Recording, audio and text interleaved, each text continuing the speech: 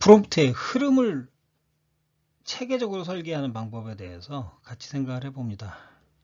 우리가 챗GPT한테 아무거나 생각나는 거 질문하거나 요청할 수 있지만 중요한 문제라면 체계적으로 무엇을 어떤 과정을 거쳐서 요청을 할 건지를 잘 설계를 하면 훨씬 더 유용할 수가 있습니다.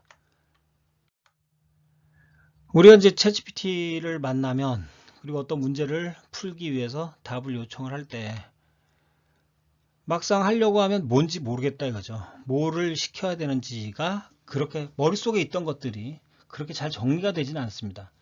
모르겠으니까 일단 아는 걸 다 말해주면 그 다음에 결과는 알아서 잘 정리해서 답을 해주면 좋겠다. 개떡같이 말을 해도 찰떡같이 알아듣고 환상적인 답을 줬으면 좋겠다. 이렇게 이제 생각할 수 있지만 사실은 그게 생각보다 그렇게 잘 되지가 않아요. 자, 이때 이제 우리가 한번 생각해 봅니다. 전략 컨설턴트, 가장 복잡한 문제들, 가장 중요한 문제들에 대해서 체계적으로 그리고 전문적으로 문제를 푸는 것을 계속하는 사람들이 직업적으로. 자, 그런 사람들이라면 챗GPT를 사용하고 프롬프트를 작성할 때조차 어떤 식으로 접근을 할까요? 어떤 단계를 거쳐서 어떤 기법을 사용을 해서 어떤 식으로 전략을 개발하고 도출할 거냐에 대한 설계를 미리 하고 그 설계, 일종의 방법론을 따라서 문제에 접근을 할 겁니다.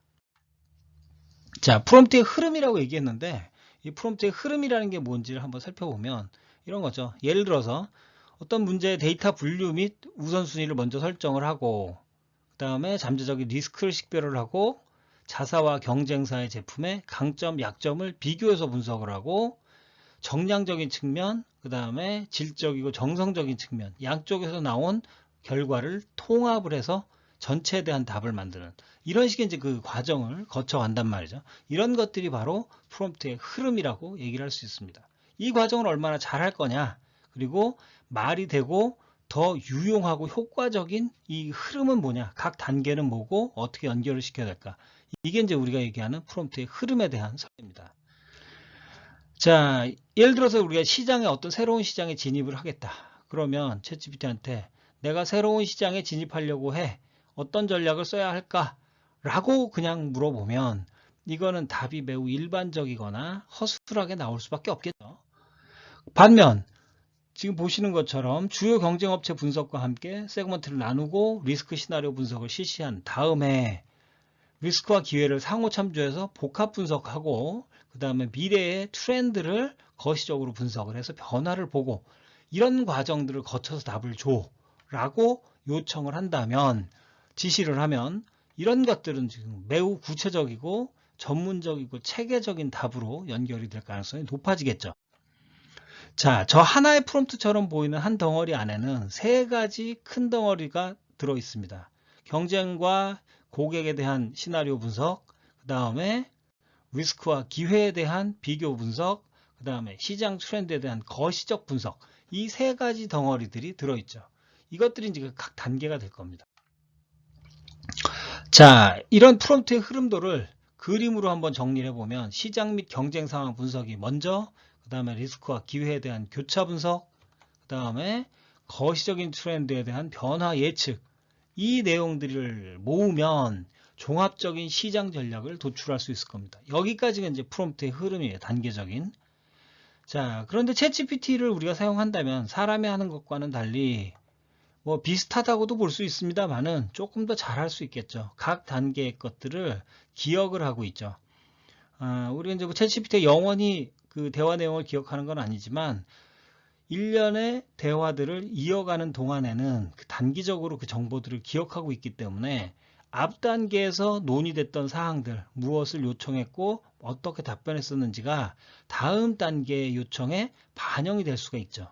그래서 이제 단계적으로 나온 요청과 답변, 프롬프트와 답변이 모여서 최종적인 결과로 종합하라 그러면 종합을 할 수 있는 구조로 작동이 됩니다.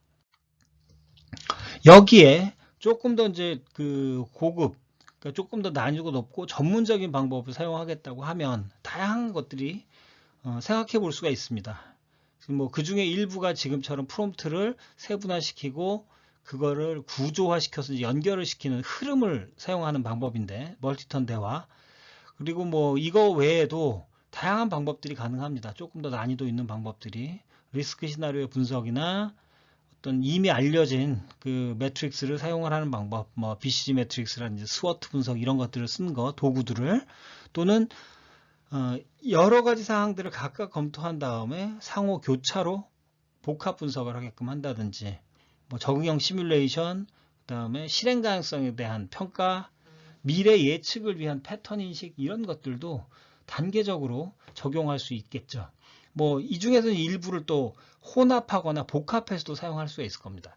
이건 이제 그 획일적인 답이 있고 이건 무조건 좋은 거고 난이도가 있어, 이런 것들도 아니고, 어떤 게 조금 더 고급이냐는 부분은 계속 이제 우리는 뭐 다양한 용도로 다양한 형태로 개발할 수 있습니다만은, 이런 방법들을 추가로 적용을 하면서 조금 더 전문적이고 체계적인 그 프롬프트를 작성할 수 있을 겁니다. 자, 그런 것들은 이제 다 포함해서 이제 사용을 하면서, 첫 번째 예제로 컵라면 회사를 유럽 시장 진입하는 걸로 사례를 한번 만들어서 예제를 풀어봅니다. 앞에서 이미 이제 프롬프트의 흐름이라는 게 만들어졌는데, 저게 이제 시장 진입에 적합한 형태였기 때문에 뭐만 추가해 줬느냐, 컵라면 회사가 유럽 시장 진입하려고 한다라는 상황에 대한 설명만 추가해 줬습니다. 그래서 이 전체가 이제 한 덩어리로 프롬프트로 이제 투입이 되는 거죠. 이게 이제 이대로 그대로 입력을 하면 지금 보시는 것처럼 경쟁업체 분석, 세그먼트, 리스크 시나리오, 그 다음에 시장 트렌드의 변화, 그리고 그걸 다 모은 것까지가 정리가 됩니다. 그래서 뭐가 나왔는지를 한번 보면, 경쟁업체로는 니신이나 마루찬 같은 그 라면 업체들이 있고, 고객으로 보면 젊은 층, 한류팬, 건강 중시, 이런 식의 이제 그 고객 세그먼트들이 관련된 세그먼트들이고, 리스크로 봤을 때 유통망이나 현지화 실패 같은 부분들이 있을 수가 있다. 또 기회로 보면 한류 확산이나 건강 트렌드, 이런 건 이제 기회가 되고, 트렌드의 흐름을 보면 간편식이나 건강식은 긍정적인 방향으로 시장이 증가하고 있는 상황이다. 이런 것들까지 종합적으로 파악이 됐어요. 근데 이제 일단 상당히 구체적인데, 이 부분들 각각에 대해서 세부적인 내용들이 하나의 프롬프트를 가지고 답변이 쭉 나온 그런 상태가 됐죠. 뭐 이미 이제 충분히 마음에 들 수도 있습니다. 자, 이런 식의 이제 프롬프트 흐름 설계, 이게 이제 뭐냐에 대해서는 이해를 했다면, 장점을 한번 생각해 볼까요?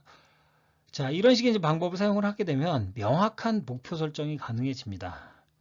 큰 틀에서 어디로 가기 위해서 각각 무엇을 순서대로 해야 되는지를 미리 설계를 해 놓은 거기 때문에 그렇겠죠.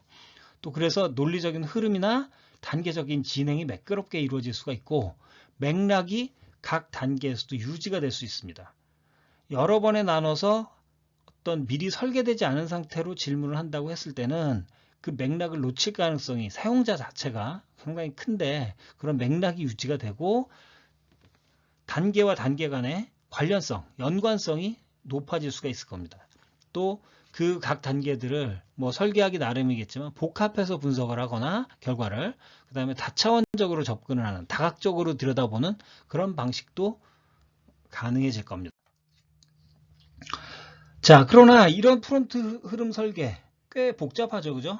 단계가, 그리고 번거롭습니다. 그런데도 불구하고 이런 설계, 흐름에 대한 설계가 어떨 때는 필요할까? 단순히 우리가 내일의 날씨를 물어본다든지 어디에 맛집이 있는지를 확인한다? 이런 정도라면 이런 게 필요가 없겠죠. 복잡하지만 매우 중요한 문제, 매우 좋은 답을 만들어내야 되는 그런 상황에서 이제 필요할 겁니다.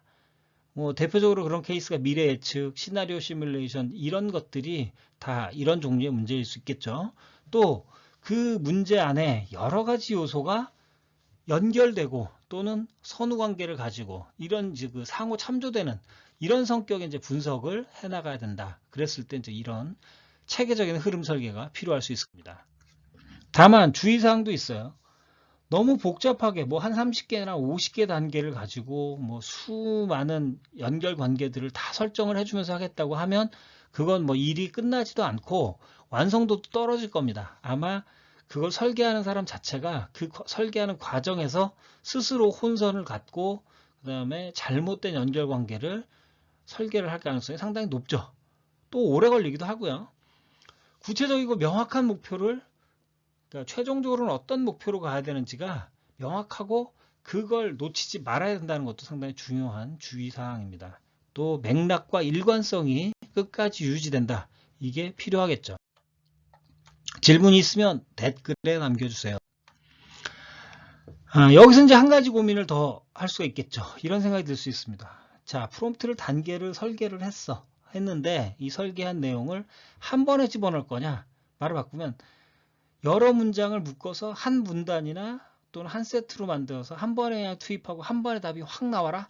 아니면 그 각 단계를 하나씩 넣고 답 듣고 넣고 답 듣고 이런 방식으로 순서대로 해나갈 거냐? 이 두 가지 이제 선택이 있습니다. 한 프롬프트의 모든 단계를 포함하는 방식이라면 한 번에 다 넣고 답을 한 번에 받는 거기 때문에 매우 효율적이죠. 빠르고 쉬워요. 다만 문제점은 뭐냐면 복잡한 요청일 경우에는 챗GPT가 이거를 정확하게 이해하지 못할 가능성이 분명히 있습니다. 현실적으로 그래요. 맥락을 이해하지 못해서 놓치는 부분이 생길 가능성이 있다는 거죠.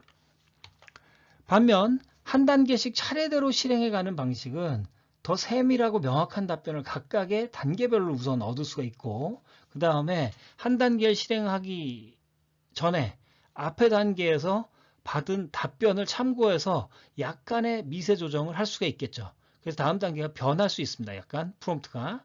이게 오히려 장점이 될 수도 있겠죠. 그래서 신축성이 있습니다. 최종적으로는 전체 답을 종합해서 얻는 거기 때문에 세밀한 내용을 모아서 더 고품질의 답을 얻을 수 있는 가능성도 이 차례대로 실행하는 방식이 있습니다. 다만 단점은 시간을 훨씬 더 고민도 많이 해야 되고 사용자 입장에서도 전체 흐름을 유지하는 것도 실수하지 않도록 상당히 신경을 써야 되는 문제가 있을 수 있겠죠. 자, 이런 식으로 하나씩 주고받고 근데 결국은 하나의 큰 문제를 풀기 위한 방법, 이런 식으로 이제 챗GPT한테 프롬프트를 던지는 방식을 우리가 멀티턴 프롬프팅이라고 얘기를 합니다. 전문 용어로 멀티턴. 우리말로는 그냥 뭐 다단계 그 프롬프트 실행 이렇게 이제 얘기할 수 있겠죠. 용어 자체는 중요하지 않은데 그 멀티턴으로 이제 진행하는 방법은 예를 들면 이제 한번 우리가 실제로 해본다고 하면 첫 번째 문장 실행하겠죠. 한 덩어리니까 두 번째, 세 번째 이게 계속합니다. 그리고 중간에 나온 답변들이 있을 거예요. 우리가 이제 만약 그런 걸 이제 수정하지 않았다고 하면 각각의 단계에서 답변이 나왔을 거고 그걸 모아서 마지막에 지금까지의 검토 결과를 종합해서 결국 시장 진입 전략을 효과적인 걸로 제시를 해라 라고 마무리를 짓겠죠. 그렇게 해서 어떤 결과가 나왔는지 한번 잠시 살펴보면 현지화 제품, 우리 컵라면이었습니다. 유럽 시장 들어가는, 그다음에 프리미엄, 그다음에 한류 트렌드, 디지털 마케팅, 그다음에 친환경 패키징, 지속 가능성, 그 다음에 제품도 좀 더 다양한 가격대로 해서 다양한 소비자층을 공략할 수 있도록 하라.